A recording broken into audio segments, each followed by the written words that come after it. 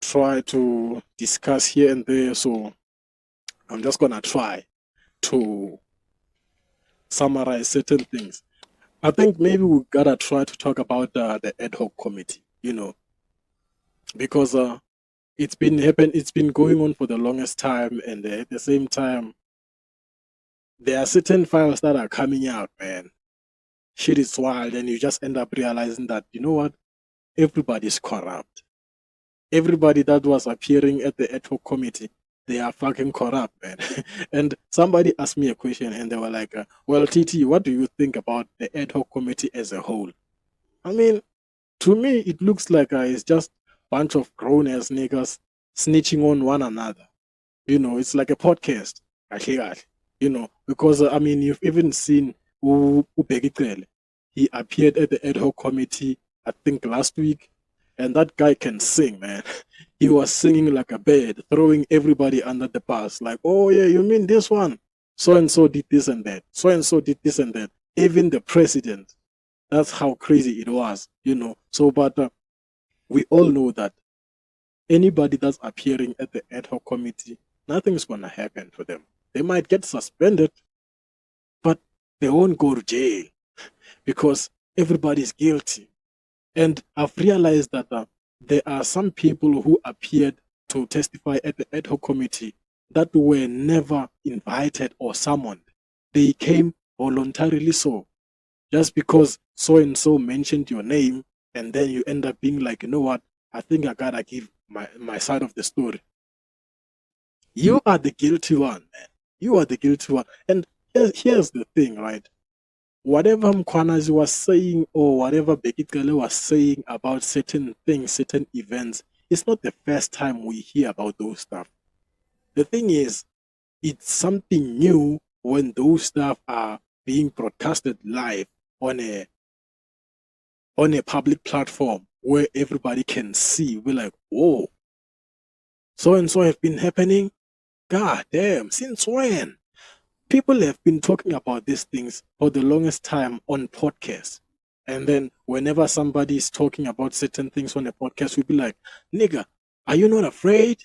Why would you say something like this about so and so? But because now it's ministers coming out saying certain things, you'll be like, oh, really?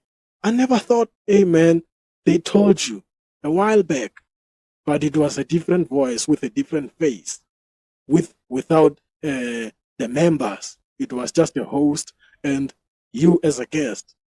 They told you so. But because it's Bheki Cele or it's Mkhwanazi, and then they be like, well, it looks like Mkhwanazi is not afraid. Well, he is afraid. For all we know, he might be the guilty one. I mean, he's trying to solve certain crimes, certain murders, but we all know that everybody got skeletons. Maybe they were not giving him what he wanted, and then he just decided to throw everybody under the bus. And you all know that once it's like a game of dominoes. Once this one falls, everything follows. So it's like maybe he wanted a certain deal or he wanted a certain portion of a harbor, whatever, and then they denied him, and then he was like, you know what, nigga, I'm gonna show you. I'm a fucking commissioner. I have the power to stop you, but I won't kill you. But I might just try to ruin your image, your public image, something like that. So whatever that he was talking about, exposing certain crime syndicates, whatever, it's nothing new. He might be maybe the first person to come out as a police officer and be like, well, yes, such and such has been happening throughout, and we've been trying to solve this thing. Everybody, when they're coming to whenever they appear at the ad hoc committee, they start to snitch on one another. Yeah, so and so had been involved. Yeah, so and so had knowledge about this and that. Yeah, so and so the president knows about. Man, it's nothing new. That's what I'm trying to say. And at the same time, nothing's gonna happen to those people. The only people who are gonna take a fall are the ones who are already in jail, or the ones who are already going through certain trials. I mean, we all know Vusi cat is very dangerous and stuff like that. But you see, the day he's gonna sing like a bird, that's when we're gonna start to see all this shit crumbles. Because I can see Mkhwanazi singing and Bheki Cele singing, but nah, they're just singing soprano. Wait until the alto and the wait until the alto and the bass gets involved. You're gonna see what I'm talking about.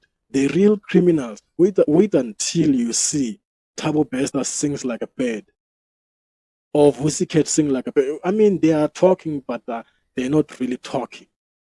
Wait until you hear their testimony for real, or it might not even happen because there are so many people who are involved, and there are so many people who are trying to make this thing to be delayed. Some people are paying judges, allegedly, and some judges are refusing to receive certain bribes, but it's nothing new, man. It's like I'm watching a series of The Blacklist. I don't know if anybody knows that series called The Blacklist. Somebody is Raymond Reddington. He got the task force under his thumbs, and then there are certain officers that are trying to do good, but because they are under a certain somebody who's corrupt, it just end up looking like they're not doing their work properly. So these things is start from criminals all the way to the top, your judges or your presidents, whoever. So, but like I said, nothing's gonna happen to those people. Nothing. For now, it's like we're just being entertained because, like I said, the ad hoc committee, for me or to me, it looks like it's a fucking podcast. Although the podcast is long, I mean, 11 hours long. Like, ah, damn. Even whenever I'm watching the ad hoc committee, I just end up fast forwarding this thing. I'm like, hey, you know what? Put it at 3.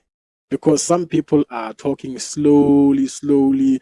It looks like they are sleeping or they are daydreaming. Oh, well, you see, yes. Let's go back to annexure B, what page, what, like, come on, man. It's like we're still in school, and then most of those people, they are contradicting themselves. The thing is, you cannot pay attention for the longest time. I mean, 11 hours, that's a lot of time, man. You can only grasp certain parts, certain points here and there, and then focus. So it's like they're telling you a story, but by the end of the story, you had already forgotten what they said in the beginning because it's too fucking long, man. It's too fucking long. So to me, it's like a podcast. I don't even have the comments about what so and so had said. I mean, Bheki Cele said that most of the crime that are happening outside, they are being orchestrated from prison, of which is not something new. My thing is, since you know this as the Minister of Police and shit like that, why didn't you do something about it? Now you're trying to tell us that, it's happening like this and that, but you are not doing anything about it. So why bother telling us? Because that information somehow it's irrelevant to us. I feel like maybe this thing, it was supposed to happen in court where people are testifying if they are, because even certain evidence that they are acquiring, the voice notes, the text messages, whatever, if Mkhwanazi had obtained those evidence illegally, then the evidence is not going to be substantial in court. That's what's going to happen. But right now he's like, I'm not at liberty to say, I'm not at liberty to expose my sources, whatever. That's because he knows that he got those evidence illegally. So they won't stand in court. They are not substantial. They're just telling us what we already know. But these things, they are not playing out in the real court. Of which, to me, I feel like it's fucked up, man. It's fucked up. Really, really fucked up, man. We live in a world where the system and capitalism turns a blind eye on its hoi polloi, as we all know that nothing is permanent. I welcome you all to the LungTrey segment where we're gonna talk, share, Listen and laugh if it's laughable. So sit back, relax. I'm your host, Trader Tabo here. See you soon.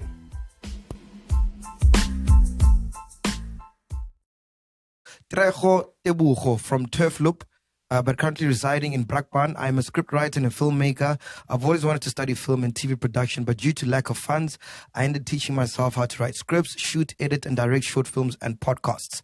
I started a YouTube channel, LungTrey Studio, where I shoot short films and podcasts on my Samsung